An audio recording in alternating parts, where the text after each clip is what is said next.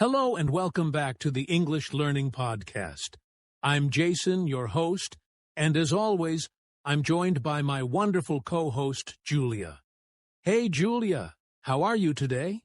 Hi, Jason. I'm doing great, and I'm really excited about today's episode. We're going to talk about something that many English learners don't realize is possible learning English without books. That's right.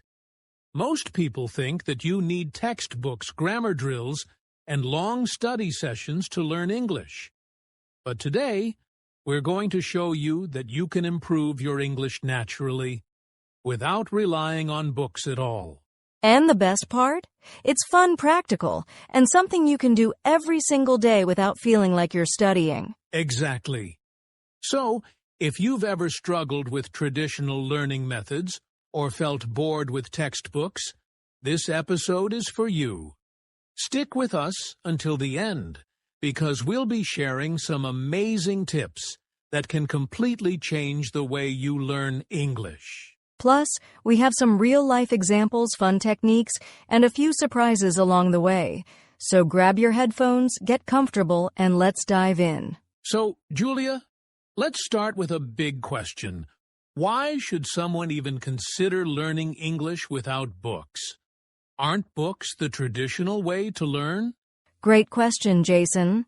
Books can be helpful, of course, but they're not the only way to learn.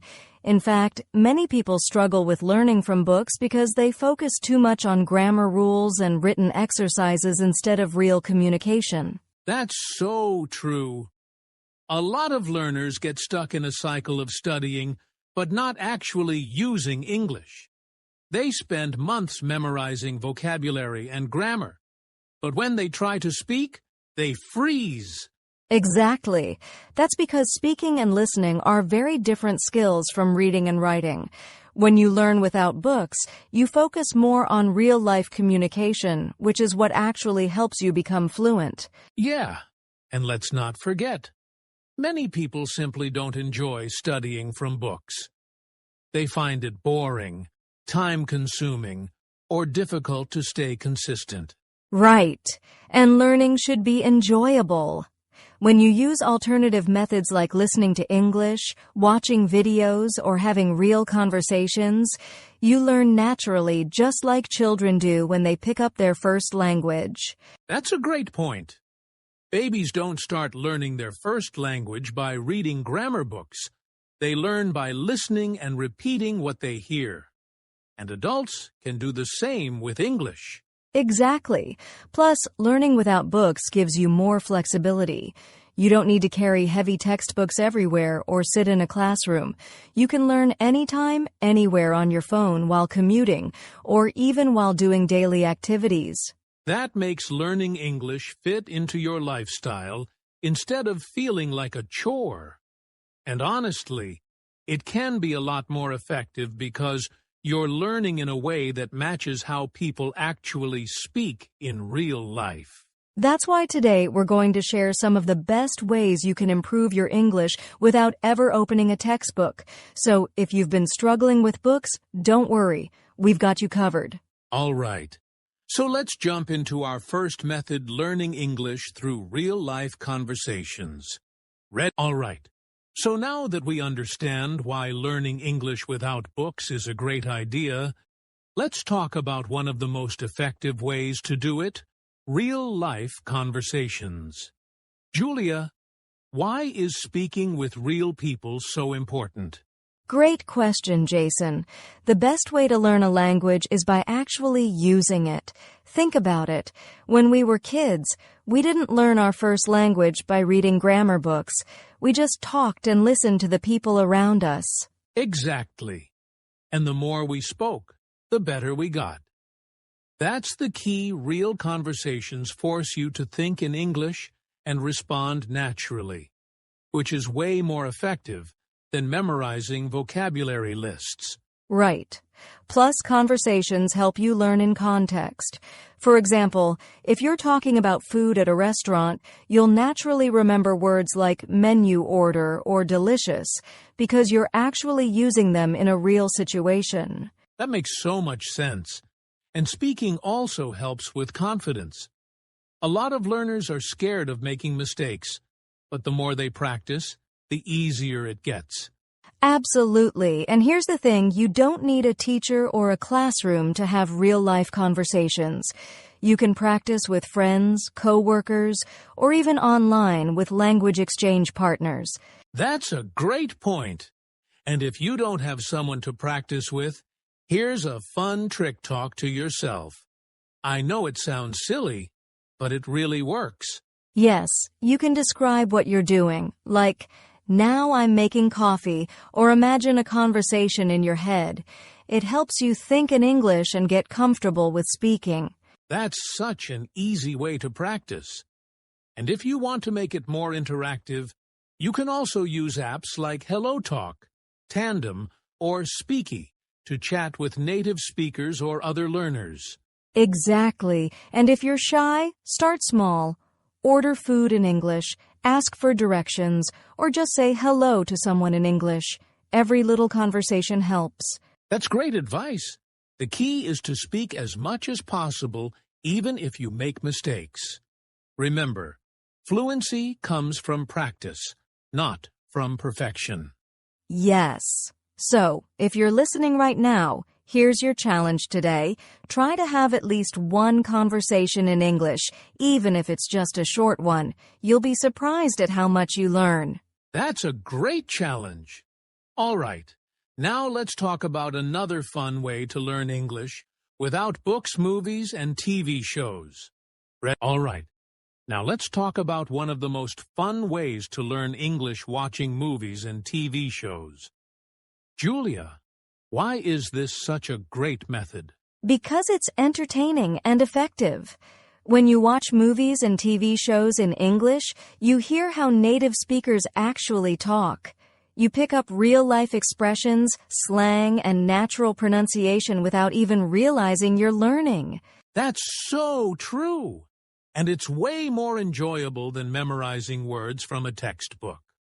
Plus, you can actually see how people use body language and expressions when they speak. Exactly. And the best part? You can learn at your own pace. If something is too fast, just pause, rewind, and listen again. You can also use subtitles to help you understand. That's a great tip. Speaking of subtitles, what's the best way to use them? Should learners always watch with subtitles in their native language? Not necessarily. If you're a beginner, it's okay to start with subtitles in your native language. But as you improve, switch to English subtitles that way, you connect the words with their sounds and meanings. Yes! And once you feel more confident, try watching without subtitles at all. It might be hard at first, but it really trains your ears to understand spoken English. Right. And another fun trick is to repeat what you hear. If you like a phrase or sentence from a movie, pause and say it out loud.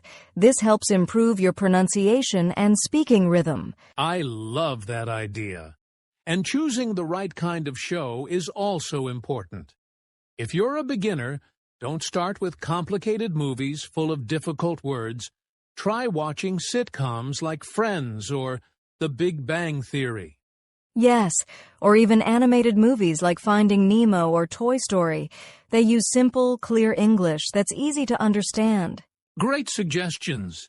And remember, don't stress if you don't understand everything. Just enjoy the show and let your brain absorb the language naturally. Exactly.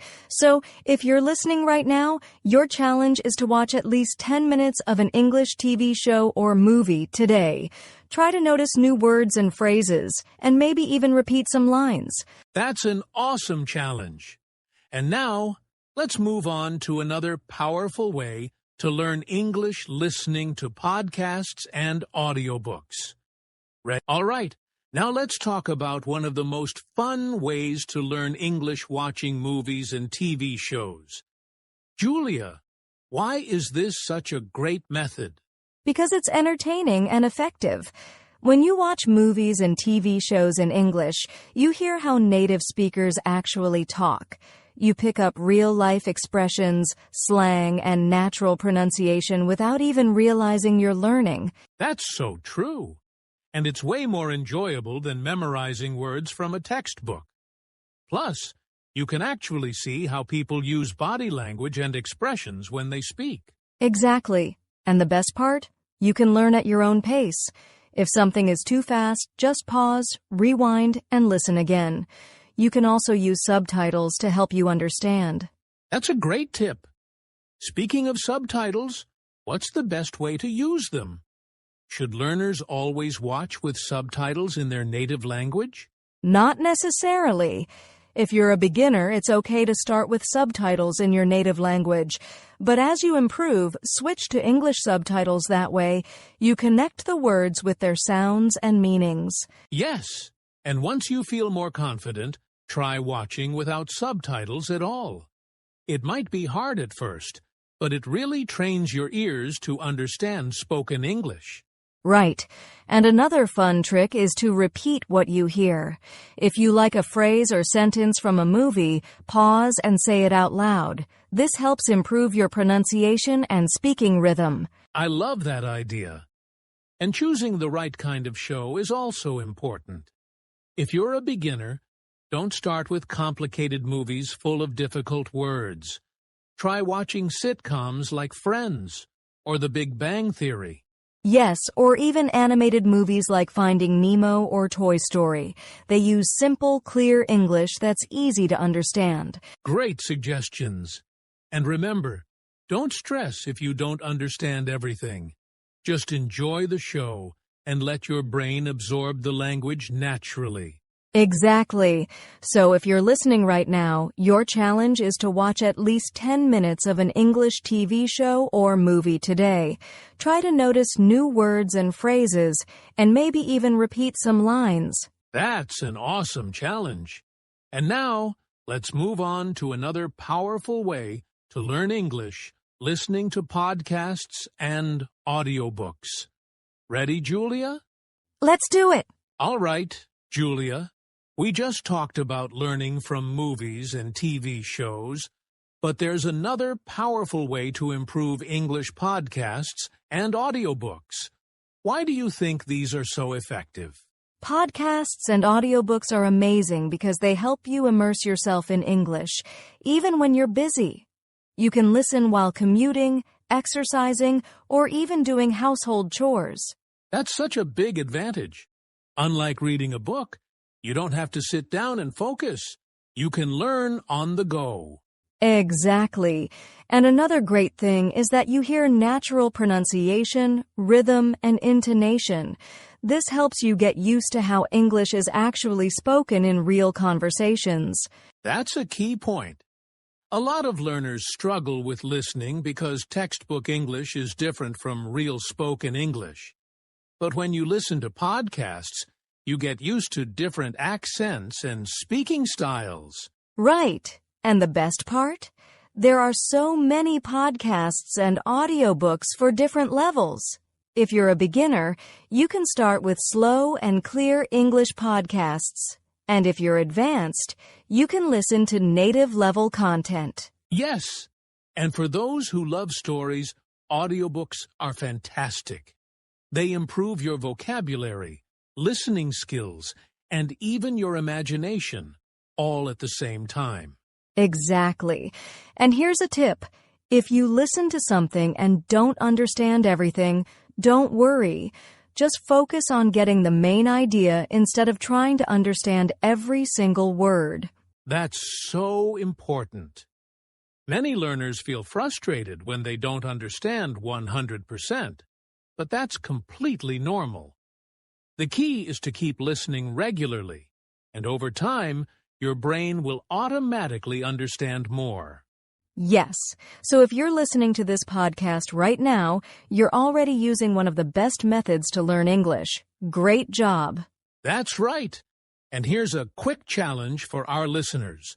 Find a podcast or audiobook in English today and listen to at least 5 minutes. Even just a few minutes a day can make a big difference. Love that challenge. And now, let's talk about another great way to learn English using social media and online content. All right, Julia. So we've talked about podcasts, movies, and conversations, but let's be honest, most people spend hours on social media every day. So why not use it to learn English? Exactly, Jason. Social media isn't just for fun. It can be a powerful learning tool.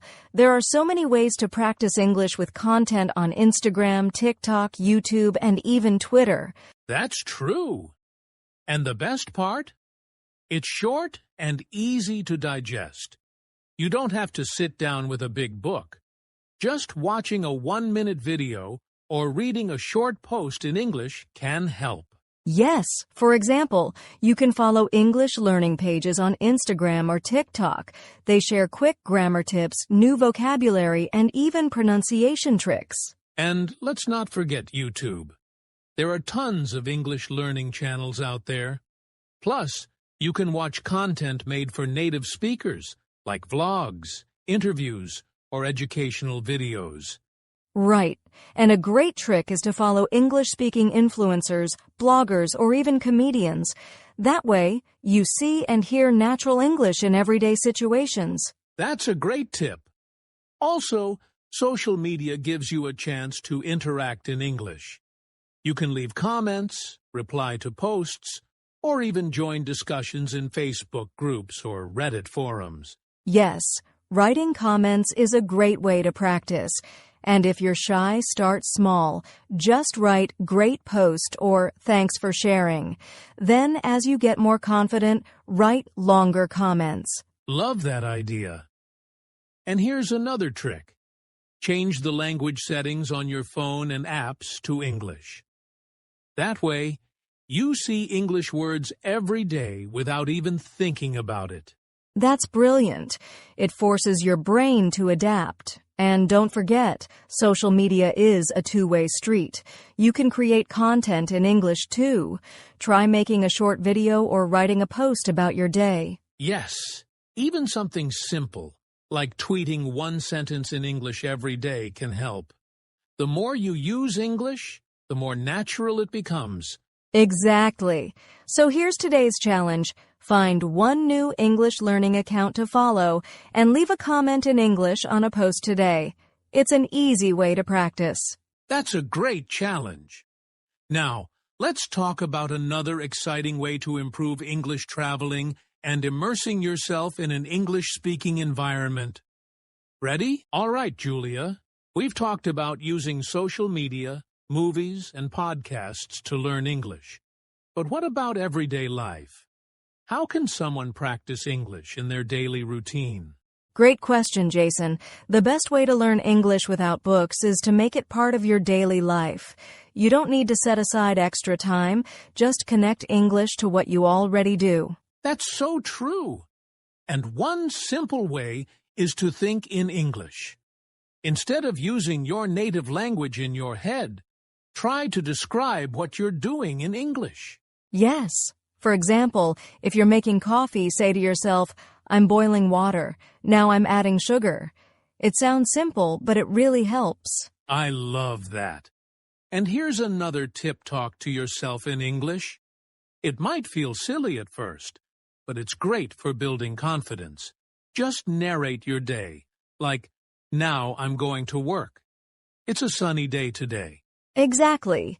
And if you want to go further, try keeping a daily journal in English. Write a few sentences about your day before bed. It's a great way to practice writing and expressing your thoughts. That's a fantastic habit. Another idea is to label objects around your house in English. Put sticky notes on your fridge, mirror, or TV so you see English words all the time. That's a fun trick. And speaking of fun, you can also play English games on your phone. There are apps for vocabulary, listening, and even interactive conversations. Yes, and don't forget about music. Listening to English songs and singing along helps with pronunciation and fluency. Try reading the lyrics and understanding the meaning. Absolutely. Music is a great way to learn without feeling like you're studying.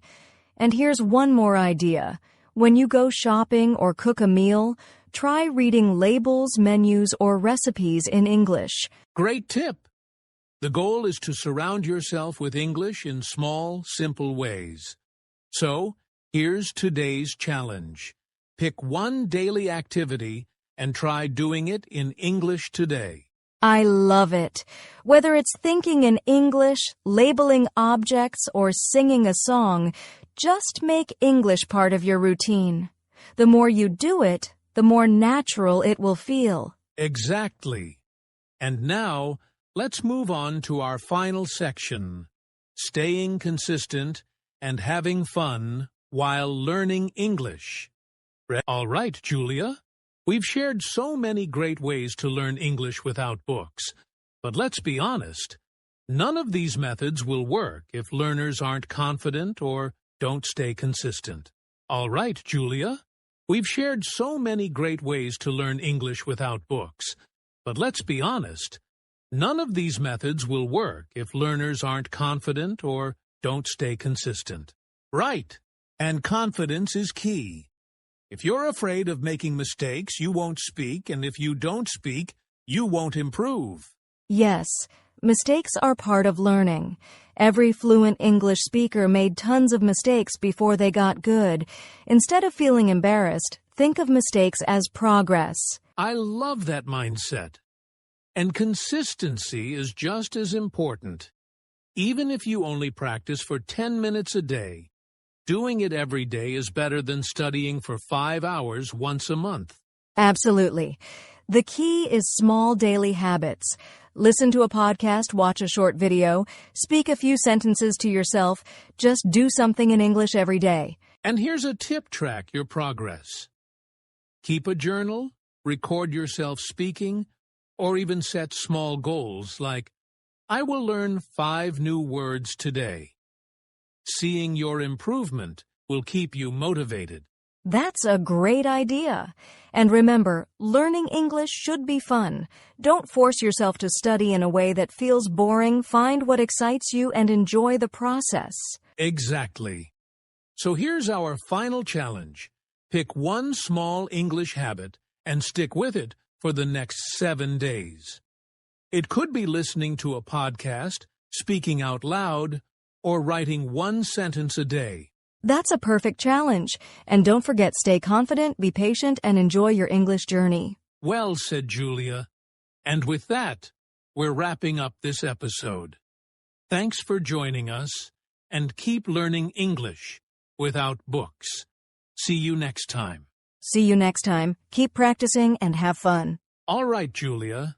Before we wrap up, let's give our listeners some final tips to help them succeed in learning English without books.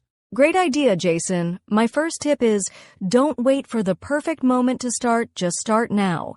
Even if you feel nervous, use the methods we shared today and take action. That's so important. And my tip is, immerse yourself in English every day. Whether it's listening to a podcast, watching short videos, or thinking in English, just keep going. Yes, and here's another one. Don't be afraid to make mistakes. Every mistake is a lesson, so instead of feeling embarrassed, learn from it and move forward. Exactly. And my final tip, enjoy the process. Learning a language should be fun, not stressful.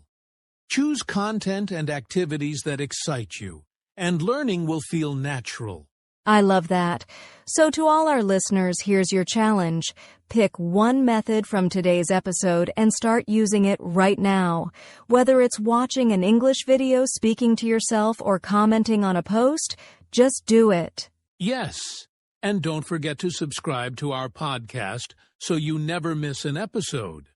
Also, share this podcast with your friends who want to learn English in a fun and natural way.